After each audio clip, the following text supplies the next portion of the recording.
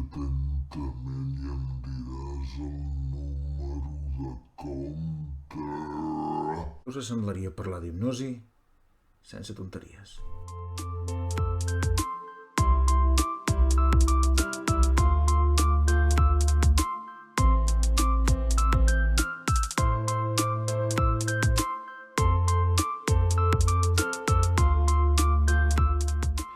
Bon dia i bona hora. Jo sóc en Ramon Riera, hipnoterapeuta i programador neurolingüista, i això és Focus Humà. Avui us vull parlar d'un tema especialment interessant, sobre la hipnosi. La hipnosi és una disciplina o un model d'intervenció amb el qual pots fer teràpia i moltes altres coses que té, desgraciadament, molta mala fama. Per entendre bé què és l'hipnosi, el primer que hem de tenir clar és què és un estat de trànsit.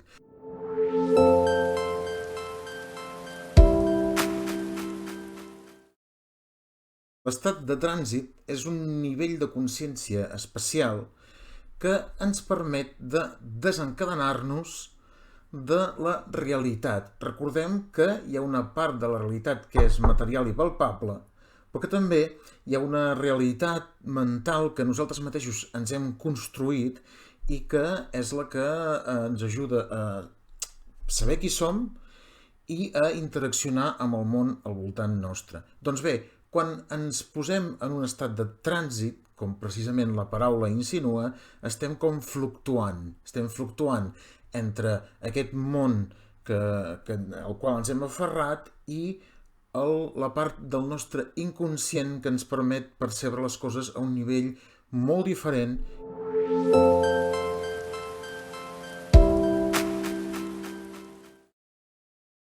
El que estem fent és, d'una banda, variar la velocitat de les zones en què treballa el cervell i de l'altra estem també tinguent un efecte general físic sobre l'energia que fluctua en el nostre cos, com això està científicament comprovat.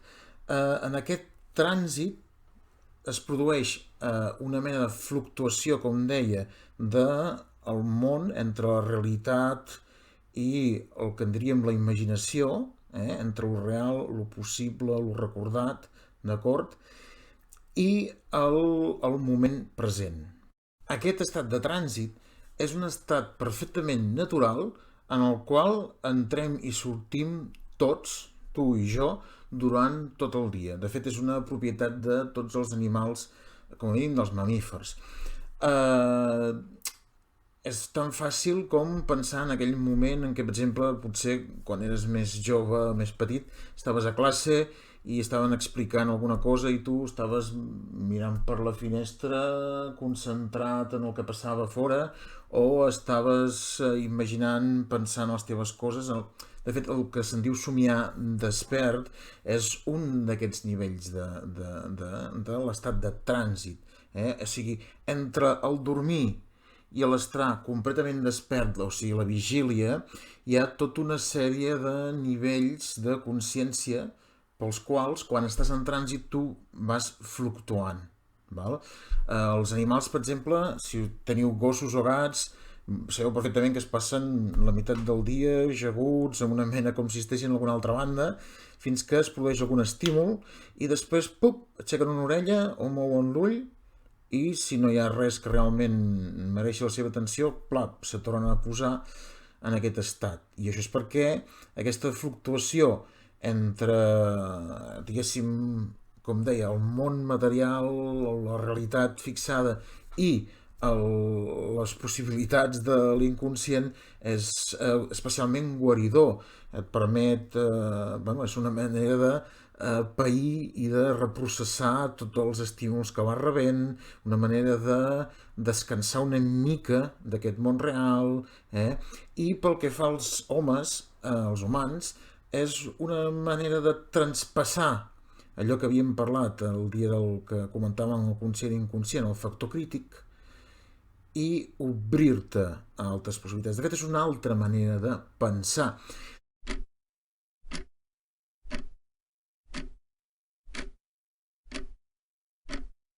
Els que conegueu Salvador Dalí i la seva biografia sabreu que ell tenia una manera molt particular per inspirar-se a l'hora de pintar.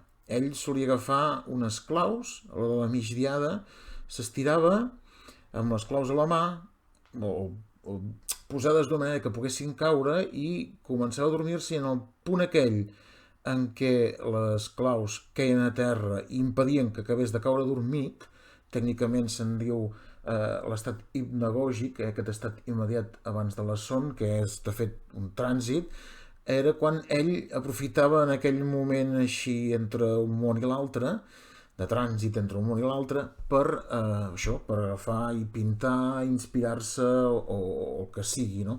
També molts autors, Mark Twain, per exemple, parlava que quan estava encallat escrivint una història anava a consultar-ho amb el coixí. És això, és aquest fet de passar, com a mínim, de transitar un moment, ni que sigui en aquest estat hipnagògic d'abans d'anar a dormir, que també hi ha moltes altres teràpies, molts models que en parlen. D'acord? Així doncs, és un estat natural, és un estat dels homes, és un estat dels animals. Els ossos, quan hivernen, es passen en trànsit, això, tota l'estació invernal, que de fet no és molt diferent del que poden fer alguns faquirs o alguns monjos meditadors orientals que, entrant en trànsit, aconsegueixen anar disminuint la seva activitat, la respiració, el consum energètic, etc. D'acord? Llavors, els humans podem accedir a l'estat de trànsit de múltiples maneres diferents. Si ens hi fixem, a l'Orient, per exemple, es fa servir la meditació. Ara s'està important un model una mica més comercial, que és el mindfulness, que tot i aquesta característica no deixa de ser útil i interessant per si us voleu acostar i conèixer quins beneficis aporta la meditació. Després, per exemple, tenim aquests monjos ballarins de Turquia que donen voltes. Tenim la dansa africana mateixa, que és molt visceral, molt rítmica. El ritme és una de les maneres interessants i la musicalitat que ens permeten accedir a aquest estat de trànsit. Tenim, per exemple, les cultures xamàniques, Sud-amèrica, Àfrica i on sigui que encara romanguin, que fan servir moltes vegades també substàncies naturals, psicotròpics, per poder entrar en aquest estat de canvi de la consciència. I diguéssim que el model que, diguéssim, el món occidental, europeu, nord-americà civilitzat, va generar, que va ser la hipnosi. La hipnosi, tal com es practica avui en dia, ve d'un model reelaborat, sobretot a partir del segle XIX, amb la intervenció del mètode científic pel mig, cosa que alguns segurament us sorprendrà, però té una tradició molt antiga.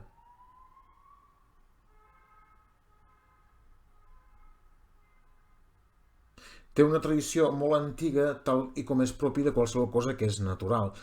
Si llegim els textos antics històrics, a Egipte, Grècia, també a Sardenya s'està descobrint últimament, hi havia el que se'n deien els temples del somni, en el qual uns monjos acompanyaven els pacients a un estat mental determinat en el qual els monjos acompanyaven aquells pacients, els fidels que anaven a aquests temples, a un estat especial en el qual guarien tant els seus patiments psicològics com ja més patiments de caràcter físic, d'acord? Aquesta tradició va com passant el temps i la història, però és a partir del segle XIX que es comença a estudiar amb molt d'afany i, com deia, amb mètode científic, d'acord? Són els primers l'Abat Fària, que és portuguès i nascut a Orient, a prop de la Índia.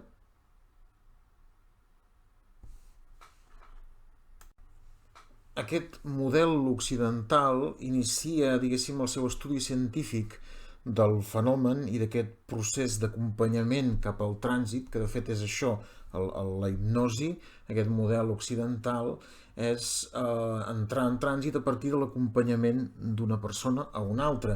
Aquest senyor que us deia, que era un monjo d'origen indoportuguès que vivia a França en aquesta època de l'efervescència de l'estudi científic de tots aquests temes de la salut, etc., agafa el treball de Franz Mesmer, que havia sigut un pioner i que havia treballat, de fet, tant les energies com les suggestions, encara que no les tenia tan en compte en la importància que es mereixien, i és el que inicia tot un camí que durant el segle XIX donarà el seu fruit i fins ben bé al segle XX i a l'actualitat, d'acord?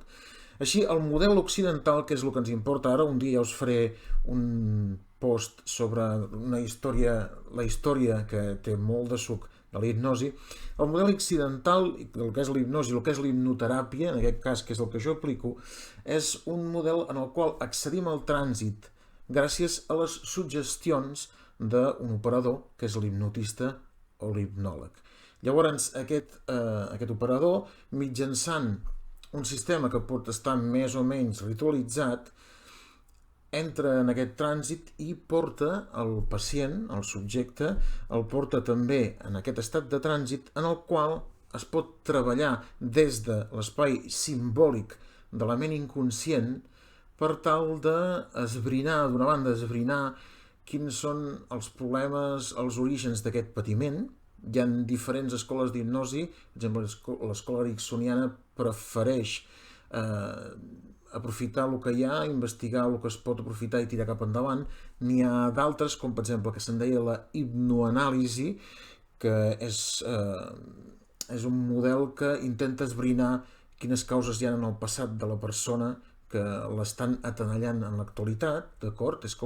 Són dos pols oposats, i d'una banda, a part de poder explorar, també es pot intervenir, és a dir, mitjançant precisament aquestes suggestions, intentar anar ampliant el model de vida que té aquesta persona, les solucions a les quals pot accedir, el concepte que té de si mateix, que moltes vegades pot estar distorsionat per influències externes que ell s'ha cregut i que no tenen per què ser veritat, no? Doncs llavors aquesta és l'altra vessant de la hipnosi i de les suggestions, que és per això, per ampliar, per enriquir, per ajudar-lo a guarir.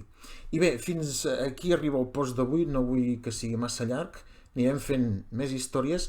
El proper post sobre la hipnosi, i això ja sí que és més important, farem un post sobre totes aquelles creences falses sobre la llegenda negra de la hipnosi.